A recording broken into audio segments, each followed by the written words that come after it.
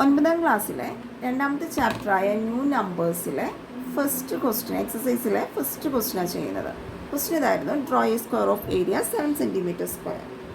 അതിൻ്റെ കൂടെ തന്നെ 11 സെൻറ്റിമീറ്റർ സ്ക്വയറിൻ്റെതും ചോദിച്ചിട്ടുണ്ട്. അത് നമുക്ക് പിന്നീട് ചെയ്യാം. ആദ്യം ചെയ്യാൻ പോകുന്നത് ഏരിയ 7 സെൻറ്റിമീറ്റർ സ്ക്വയർ ആയിട്ടുള്ള ഒരു സ്ക്വയറിൻ്റെ കൺസ്ട്രക്ഷനാണ്. അതായത് പരപ്പളവ് 7 സെൻറ്റിമീറ്റർ സ്ക്വയർ ആയിട്ടുള്ള ഒരു സമചതുരം വരയ്ക്കാനാണ് ആദ്യത്തെ ക്വസ്റ്റ്യൻ. അതിനായിട്ട് നമുക്കൊരു റിസൾട്ട് അറിയണം. റിസൾട്ട് ഇതാണ്: x is equal to x plus 1/2 square minus x minus 1/2 square. ഈ റിസൾട്ടിൻ്റെ അർത്ഥം ഇതാണ്: എക്സ് ഒരു ഓഡ് നമ്പർ ആണെങ്കിൽ ഇതിനെ നമുക്ക് എങ്ങനെ പെർഫെക്റ്റ് സ്ക്വയർ ആക്കി എഴുതാൻ പറ്റും? എക്സ് എന്ന് പറയുന്ന ഓഡ് നമ്പറിനെ എങ്ങനെ പെർഫെക്റ്റ് സ്ക്വയർ ആക്കി എഴുതാൻ പറ്റും? ഇത് മുന്നിലുള്ള ക്ലാസ്സിൽ നിങ്ങൾ പഠിച്ചിട്ടുണ്ട്, 8ാം ക്ലാസ്സിൽ. എക്സ് എന്നുള്ളത് ഒരു ഒറ്റ സംഖ്യ ആണെങ്കിൽ എങ്ങനെ നമുക്കിതിനെ വർഗ്ഗസംഖ്യകളാക്കി അല്ലെങ്കിൽ പൂർണ്ണവർഗ്ഗങ്ങളാക്കി എങ്ങനെ എഴുതാമെന്നാണ്. എക്സ് ഒരു ഓഡ് നമ്പറാണ്. ഒരു ഉദാഹരണം കാണിക്കാം. 9 എന്ന് പറയുന്ന ഒരു സംഖ്യ, അതോ ഒറ്റ സംഖ്യയാണല്ലോ, അതായത് ഓഡ് നമ്പറാണ്. അതിനെ നമുക്ക് എങ്ങനെ പെർഫെക്റ്റ് സ്ക്വയർ ആക്കാം, പൂർണ്ണവർഗ്ഗങ്ങളാക്കാം? എക്സ് എന്ന് പറഞ്ഞാൽ 9 ആണ് അല്ലേ. അപ്പോൾ 9 plus 1/2 square minus 9 minus 1/2 square. അതായത് 9 പ്ലസ് 1 10 അല്ലേ. 10/2 സ്ക്വയർ മൈനസ് 8/2 സ്ക്വയർ. അതായത് 5 സ്ക്വയർ മൈനസ് 4 സ്ക്വയർ. അതായത് ഇപ്പം എന്താ കിട്ടിയത്? 9 എന്നുള്ളൊരു സംഖ്യയെ നമുക്ക് എങ്ങനെ എഴുതാൻ പറ്റി? പൂർണ്ണവർഗ സംഖ്യകളാക്കി എഴുതാൻ പറ്റി. അതായത് 9 എന്ന് പറയുന്ന ഓഡ് നമ്പറിനെ we can write or we can express in perfect squares. ഇത് 8ാം ക്ലാസ്സിൽ പഠിച്ചതാണ്. പക്ഷെ നമുക്ക് ഈ ഒരു കോൺസെപ്റ്റ് ഇതിൽ ആവശ്യമുണ്ട്.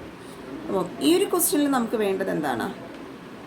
7 സെൻറ്റിമീറ്റർ സ്ക്വയർ. ഈ 7 സെൻറ്റിമീറ്റർ സ്ക്വയർ ഏരിയ വരുന്ന, പരപ്പളവ് വരുന്ന ഒരു സ്ക്വയർ വരയ്ക്കണം, സമചതുരം വരയ്ക്കണം. അതിന് നമുക്ക് എന്ത് ചെയ്യാം? ആദ്യം ഈ പറഞ്ഞതുപോലെ, ഇതൊരു എക്സാമ്പിളാണ് കാണിച്ചേക്കുന്നത്. ഈ പറഞ്ഞിരിക്കുന്നത് പോലെ 7നെ നമുക്ക് എന്ത് ചെയ്യണം? ഇതുപോലെ എക്സ്പ്രസ് ചെയ്യണം അല്ലേ. ഇതുപോലെ എഴുതണം. പൂർണ്ണവർഗ്ഗങ്ങളുടെ സ്ക്വയേഴ്സാക്കി, അതായത് പൂർണ്ണവർഗ്ഗങ്ങളാക്കി എഴുതണം. അപ്പം എങ്ങനെ എഴുതാം? 7നെ എങ്ങനെ എഴുതാം? 7 plus 1/2 square minus 7 minus 1/2 square. X വെച്ചിട്ട്, എക്സിൻ്റെ സ്ഥാനത്ത് 7 കൊടുത്തു. ഈ റിസൾട്ട് വെച്ചിട്ട് എഴുതിയതാണ്. അപ്പോൾ എങ്ങനെ വരും? 7 പ്ലസ് 1 8 അല്ലേ. 8/2 square minus 7 minus 1 6, 6/2 square. 4 square minus 3 square. ഇപ്പോൾ എന്ത് കിട്ടി? 7 എന്നുള്ള സംഖ്യയെ നമുക്ക് എങ്ങനെ എഴുതാൻ പറ്റി പെർഫെക്റ്റ് സ്ക്വയർ നമ്പേഴ്സാക്കി? 4 സ്ക്വയർ മൈനസ് 3 സ്ക്വയർ. അതായത് 7 എന്നുള്ള ഒറ്റ സംഖ്യയെ നമുക്ക് എങ്ങനെ എഴുതാൻ പറ്റി? 2 പൂർണ്ണ വർഗ സംഖ്യകളാക്കി എഴുതാൻ പറ്റി. എല്ലാവർക്കും ഇത്രയും മനസ്സിലായില്ലേ? ഇനി നമുക്ക് ചെയ്യേണ്ടത്, നമ്മളോട് പറയുന്നത് ഏരിയ 7 സെൻറ്റിമീറ്റർ സ്ക്വയർ, അതായത് പരപ്പളവ് 7 സെൻറ്റിമീറ്റർ സ്ക്വയർ എന്നാണ് അല്ലേ. ഇതിനെ നമുക്ക് ഒരു രീതിയിലും കൂടി എഴുതാം. അതും കൂടി എഴുതിയാൽ നമുക്ക് ഈ കൺസ്ട്രക്ഷൻ നിർമ്മിതി ചെയ്യാൻ എളുപ്പമായിരിക്കും. ഇതിന് രണ്ടിനും സ്ക്വയർ ഉണ്ട് ആണല്ലോ. അങ്ങനെയാണെങ്കിൽ 7നെ നമുക്ക് എങ്ങനെ സ്ക്വയർ വരത്തക്ക രീതിയിൽ ചെയ്യാം? 7നെ നമുക്ക് എങ്ങനെ എഴുതാം സ്ക്വയർ വരത്തക്ക രീതിയിൽ? നിങ്ങൾ 7th 8th സ്റ്റാൻഡേർഡിൽ പഠിച്ചിട്ടുണ്ടായിരിക്കും. 7നെ എങ്ങനെ എഴുതാം? √7 സ്ക്വയർ. അതായത് ഈ റൂട്ടും സ്ക്വയറും കൂടി അങ്ങ് കട്ടായി പോവും. അങ്ങനെ വരുമ്പോൾ എന്താവും? 7നെ 7 തന്നെ കിട്ടും അല്ലേ. അപ്പോൾ 7നെ എങ്ങനെ എഴുതാം? റൂട്ടും സ്ക്വയറും. ഇത് നിങ്ങളെല്ലാവരും അറിയണം കേട്ടോ. ഇത് സമം 4 സ്ക്വയർ മൈനസ് 3 സ്ക്വയർ. അപ്പോൾ √7 സ്ക്വയറിനെ എങ്ങനെ എഴുതി? 4 സ്ക്വയർ മൈനസ് 3 സ്ക്വയർ. എല്ലാവർക്കും ഇത്രയും മനസ്സിലായി കാണുമല്ലോ. ഇനി നമുക്ക് അടുത്ത നിർമ്മിതിയിലേക്ക് പോകാം. നിർമ്മിതി ചെയ്യുമ്പോൾ എപ്പോഴും അറിയേണ്ട ഒരു കാര്യം, ഇത് ശരിക്കും പൈതഗോറസ് സിദ്ധാന്തമാണ്. നമ്മുടെ പൈതഗോറസ് സിദ്ധാന്തം എന്താണ്? ഹൈപ്പോട്ടന്യൂസ് സ്ക്വയർ എന്ന് പറയുന്നത് സമം, അതായത് equals base square plus altitude square. എല്ലാവർക്കും അതറിയാം, base square plus altitude square. അപ്പം ഇതിൽ ഓരോ ആൾക്കാരെ കാണാൻ പറയുമ്പോൾ അതനുസരിച്ച് നമുക്ക് കണ്ടുപിടിക്കാൻ പറ്റും അല്ലേ. അതായത് കർണം സ്ക്വയർ സമം പാദം സ്ക്വയർ പ്ലസ് ഉന്നതി സ്ക്വയർ. ഇതെല്ലാവർക്കും അറിയാമെന്നുള്ളതാണ്. ഇതാണ് പൈതഗോറസ് സിദ്ധാന്തം. അപ്പോൾ ഇതിൽ പാദമായാലും ഉന്നതി ആയാലും നമുക്ക് അങ്ങോട്ടും ഇങ്ങോട്ടും മാറ്റി കണ്ടുപിടിക്കാൻ പറ്റും, ബേസ് ആയാലും ആൾട്ടിറ്റ്യൂഡ് ആയാലും. അപ്പോൾ ഇവിടെ നമുക്ക് എങ്ങനെ കണ്ടുപിടിക്കാം, അല്ലെങ്കിൽ ഇതെങ്ങനെ നമുക്ക് ഇതാണെന്ന് മനസ്സിലാക്കാം? ഇത് ശരിക്കും പൈതഗോറസ് സിദ്ധാന്തമാണ്. അതായത് ഇതിൽ നിങ്ങൾ ചെയ്യേണ്ടത്, വലിയ സംഖ്യ നിങ്ങളുടെ ഹൈപ്പോട്ടിന്യൂസ് കർണമായിരിക്കും. ഹൈപ്പോട്ടിന്യൂസ് അതായത് കർണം. ചെറിയ വശം നിങ്ങൾക്ക് ബേസ് ആക്കിയെടുക്കാം, അതായത് പാദം.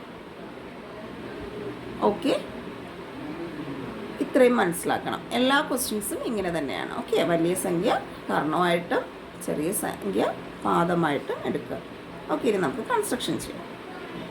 അപ്പോൾ ആദ്യം നമുക്ക് വേണ്ട എന്താ, ഇതുപയോഗിച്ചൊരു മട്ടത്രികോണം ഉണ്ടാക്കുകയാണ് കേട്ടോ. ഇതുപയോഗിച്ച് ഒരു മട്ടത്രികോണമാണ് ഉണ്ടാക്കുന്നത്.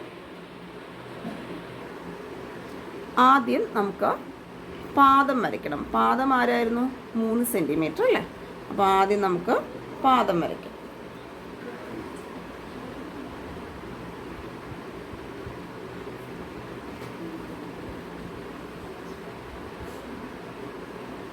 മൂന്ന് സെൻറ്റിമീറ്റർ പാദം വരച്ചിട്ടാൽ നമുക്കതിന് പേര് കൊടുക്കാം AB. ഈ ദൂരം എടുത്ത് ഇവിടെ ഒരു ആർക്ക് വരച്ചു. അതുപോലെ ബിയിൽ വെച്ചിട്ടാണ്, കോമ്പസ് ബിയിൽ വെച്ചിട്ടാണ് ചെയ്തത്. അടുത്തതുപോലെ സിയിൽ വെച്ചിട്ടും ഒരു ആർക്ക് വരയ്ക്കുക. ഇതേ ദൂരം ബി സി ദൂരം എടുത്ത് സിയിലും ബിയിലും വെച്ച് ആർക്ക് വരച്ചു. അതിനുശേഷം ഈ വരയൊന്ന് നീട്ടി വരയ്ക്കണം.